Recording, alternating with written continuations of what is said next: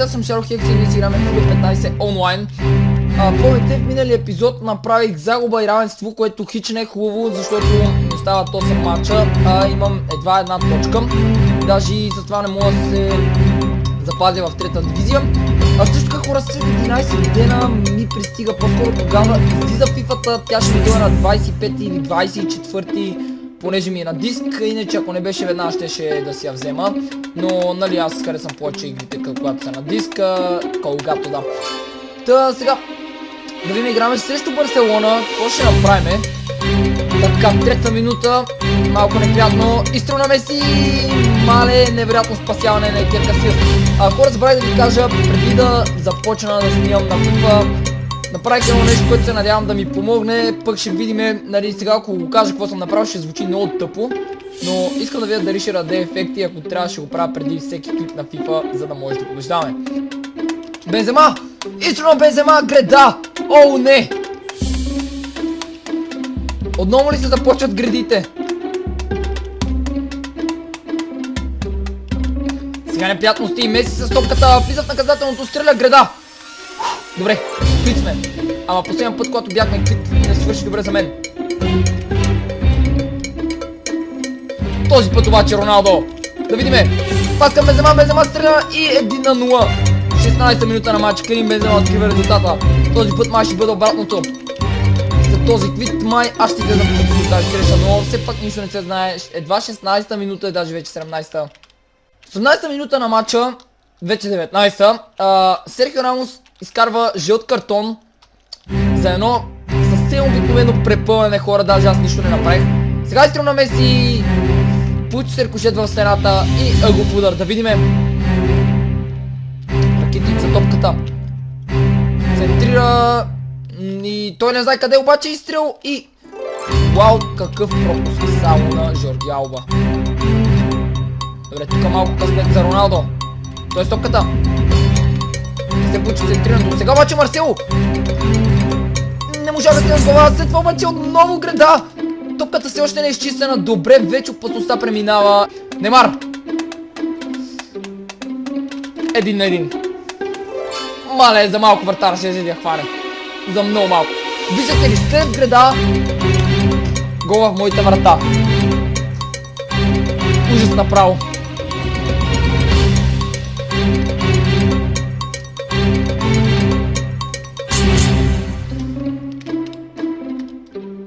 Хамес! Наказателното! Стреля! Охо! Той път третата греда влезна направо във вратата. О, не, какво за въртане на Лионел Меси! След това топовен изстрел, но вратара спасява. Сега затруднения при Роналдо. Иниеста към Неймар. Меси! О, господи, браво, че му направих фаул. Изстрел на Меси 2-2.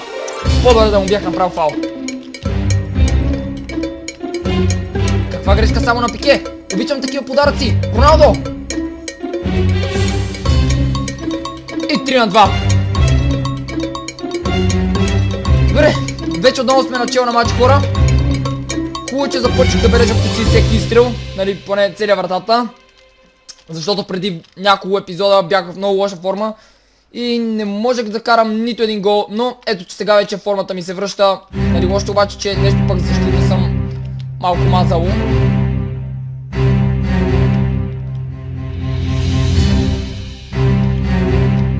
Добре, Бензема пресече. Той към Гарет Бейл. Гарет Бейл сложи ли край на този матч? Да! Мале, как се закова само. Гарет Бейл може би реши матча, поне за сега. 4-2 хора.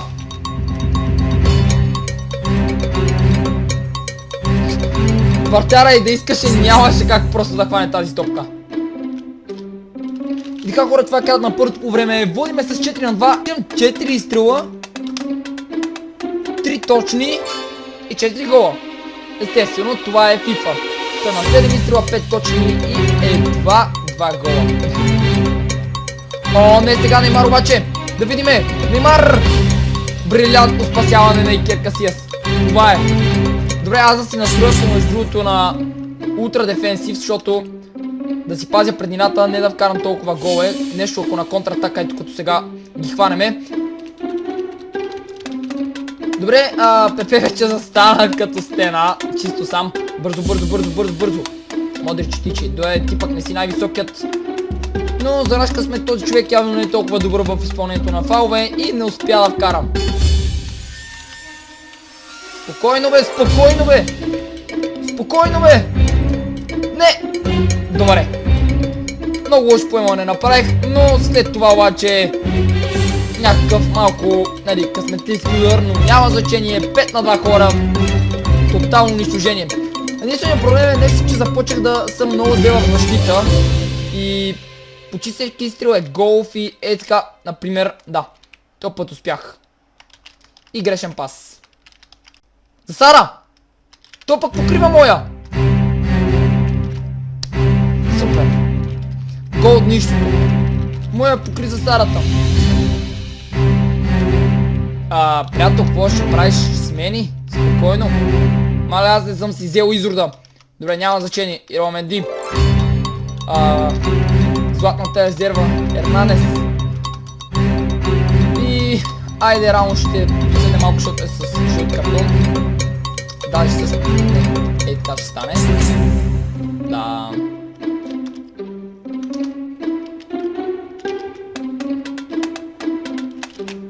О, господи!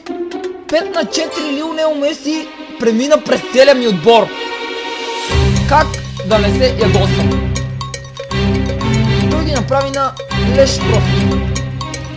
И сега нарушение в опасна близост до наказателното поле. Защо пък Хамес? Той ли... Къде си, Кристиано? Къде си? Май, как мога да му я забуда? Да видиме, Роналдо! Изстрел! Оу! Вземи тоя гол! Вземи тоя гол! Ама искам да си взема и топката. Е, така се бележи, мой приятел. Така се бележи от фал. Роналдо, много добър пас към Ернанес. Златната резерва ще вкара ли гол? 7 на 4 хора. Тотално унищожение. Супер. Ще успее ли вкара втори гол Ернанес? Ернанес! Дуспа. Това е. GG.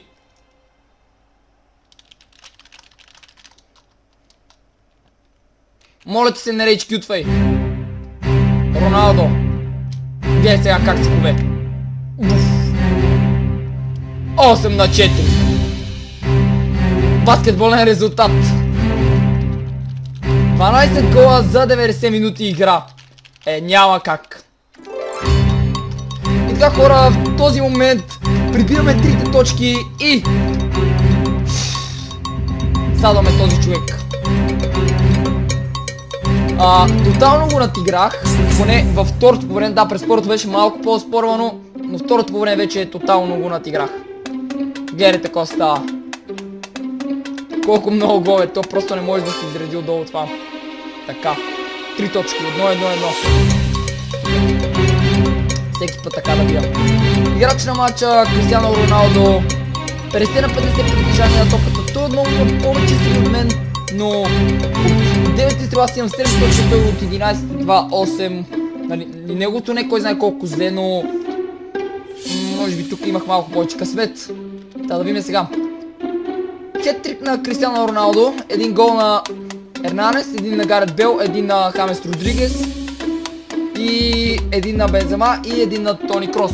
Мале, един на той, то целият отбор изредих почти. Та, супер, хора, да продължаваме с вторият матч. Добре, хора, това е загрявката за вторият матч.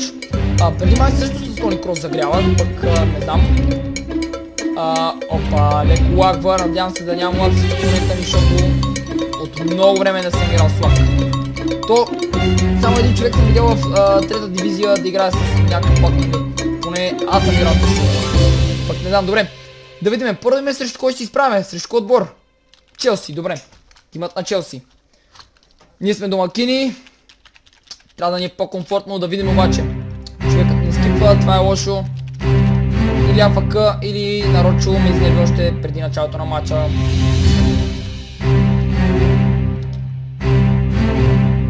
Тони Крос! Наказателното! Изстрел на Крос, спасяване, след това обаче... Как там ще биеш, бе? О, господи! Как там ще я бие, бе? Имаше цяла празна врата и той оцели вратарят.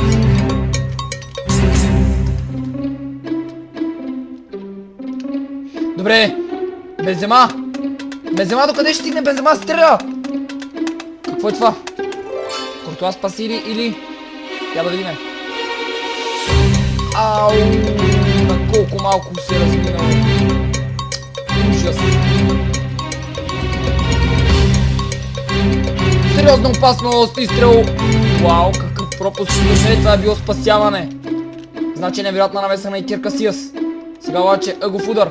Еде го центрирането. Изстрел с глава, мале. Касиас остана по-топ. Отново имало намеса на мой играч. Добре. Втория ъгов удар. Този път от другата стена. Центрирането. Добре. Опасността преминала. Не.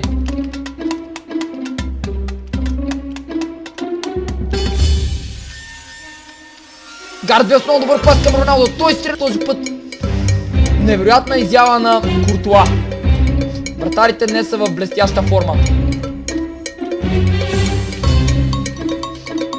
Няма засада, да видиме. Бензема! Отново невероятна изява на Куртуа. Ако знаех, че излезнало, направо ще да му дропна топката, ама откъде да знам? Нямам вижън. Сега опасност пред моята врата, да видиме изстрел и 1-0.